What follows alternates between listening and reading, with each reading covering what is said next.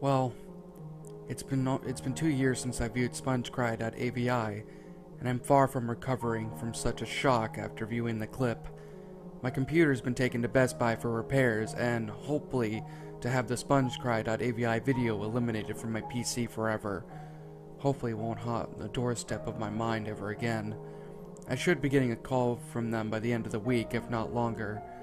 That would do my well-being a world of good to see that godforsaken video of SpongeBob crying and turning into a decomposing mess every 10 seconds gone forever. But one question lingers after I'd looked for the video clip that day. Who in the hell wrote, "One-time actions will be badly"? I went to a hacker friend of mine who was able to translate the gobbledygook that was in the video, and maybe he could tell me what it meant. He was much braver than I was to view Spongecry.avi and asked me to leave the room. 17 years old and has a lot of valor.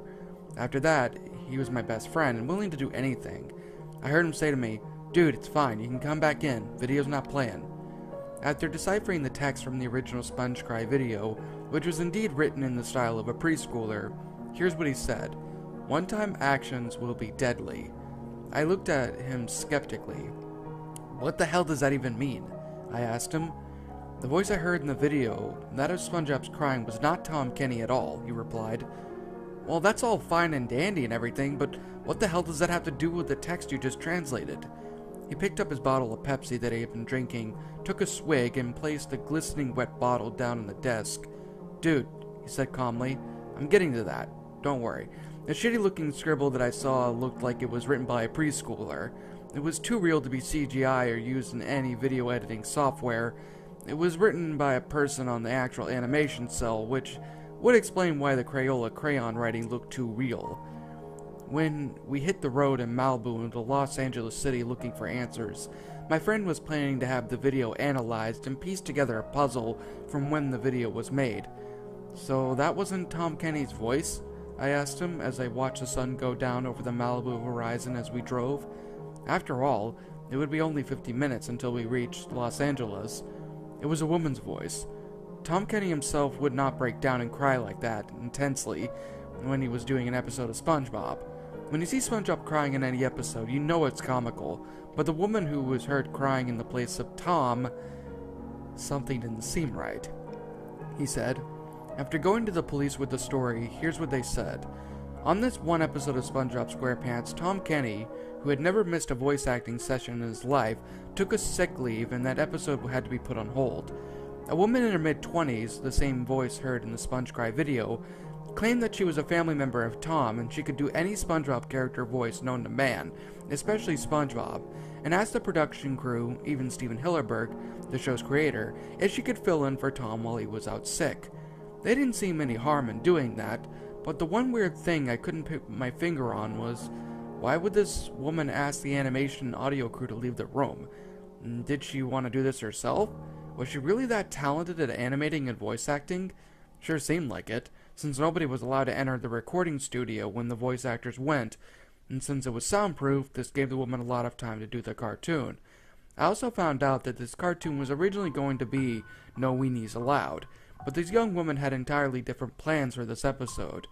She looked at the script, where she stood near the microphone where Tom Kenny originally stands, and was about to say her lines, and, for no apparent reason, she broke down crying, screaming, as if she was crying over a loss of a loved one or a family member dead from a heart attack. Again, nobody bothered her, nobody came in the studio, and it seemed like an eternity was actually 90 minutes. The woman came out of the studio, looking and acting normal, even though she had teary-looking eyes, and ran into Bill Flabbergate, the voice talent behind Patrick Star. Flabbergate asked her, "You okay?" She told them that her tears were from her laughing too hard after reviewing the finished episode, and then smiled. Bill chuckled and commented on her doing a good job, and that was the end of the day. My friend's mother, who worked as a phone tapper for the LAPD, was able to identify the voice. The voice you heard in that clip was the ex-girlfriend of one of the animators at the Nickelodeon Animation Studios. She had been stalking the animator after he had gotten married. When he blew her off too many times, her actions became more and more erratic. She even went so far to kill and disembowel their poor dog. Other officers caught and arrested her for animal cruelty and stalking, my friend's mom told me. But why did the clip only last near 7 minutes?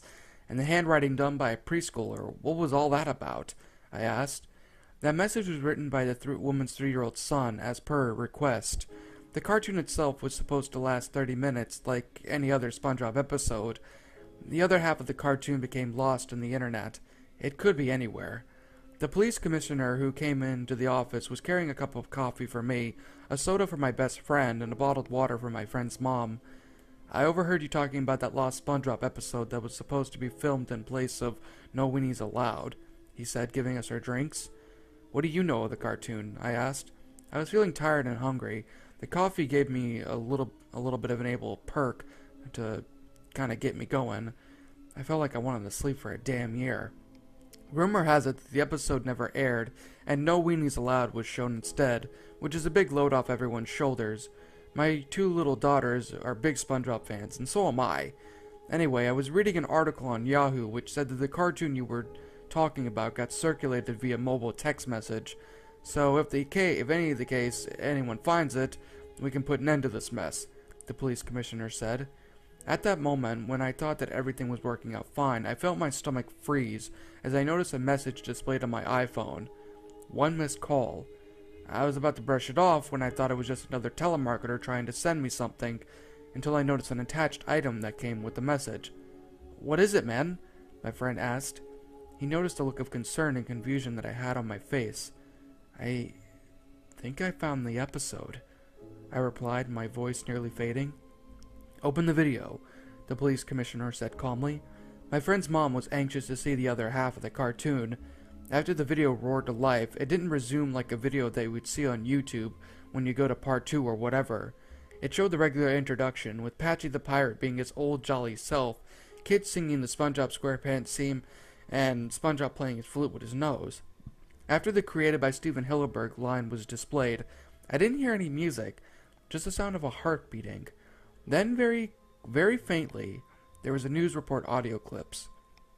Authorities continued to release details of the murders. They still have no explanation as to why it all happened.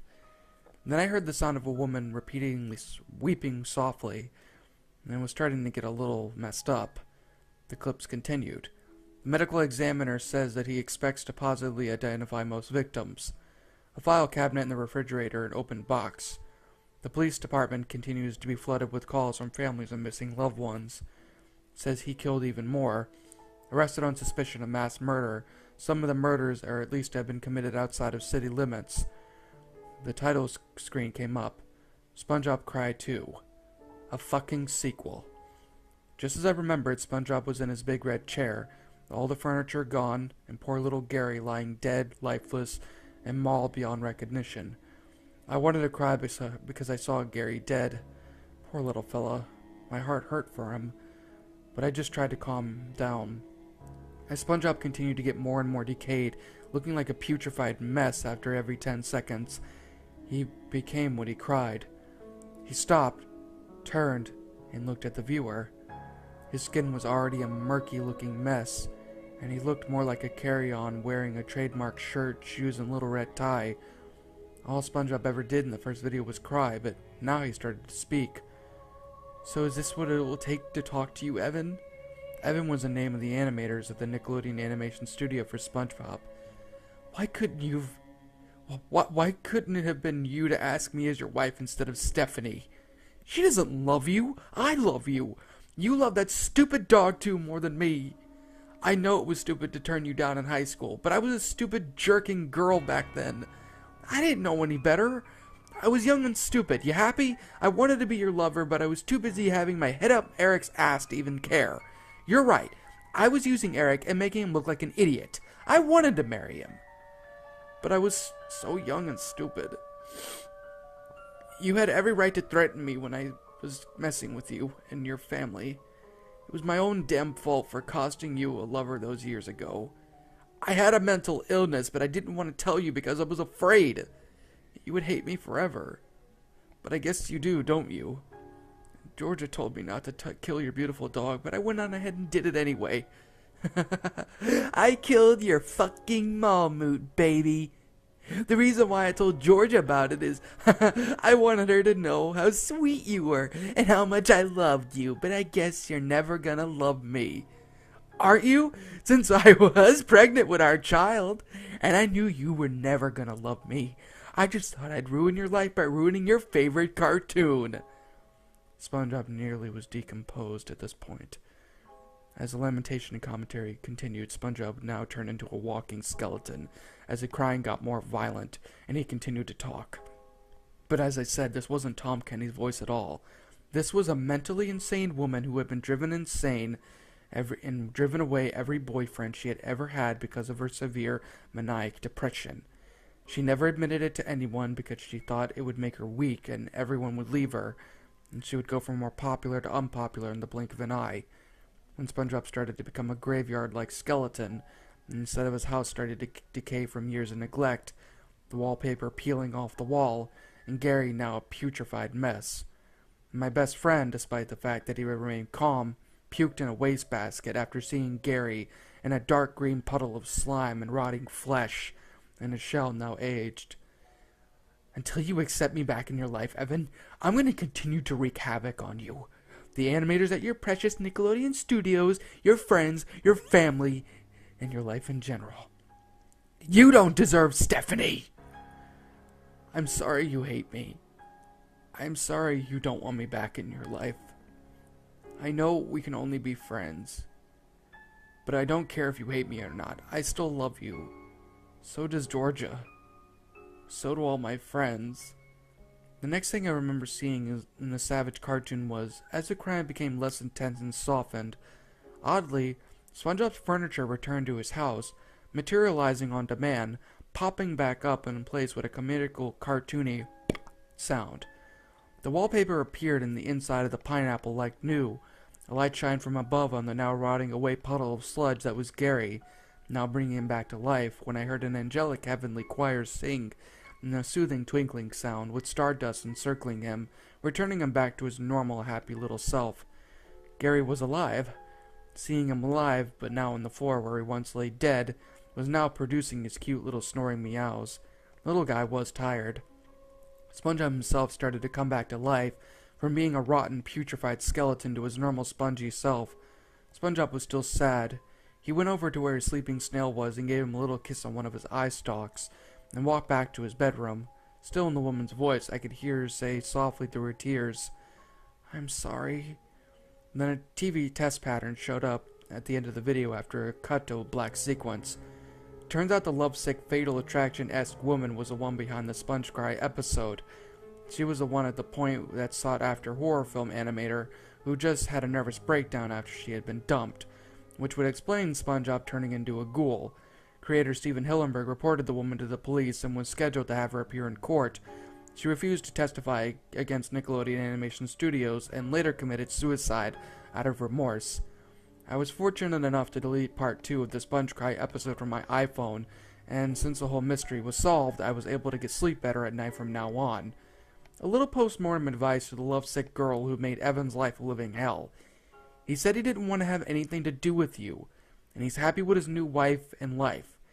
When a guy drops your ass, no means no, you stupid bitch.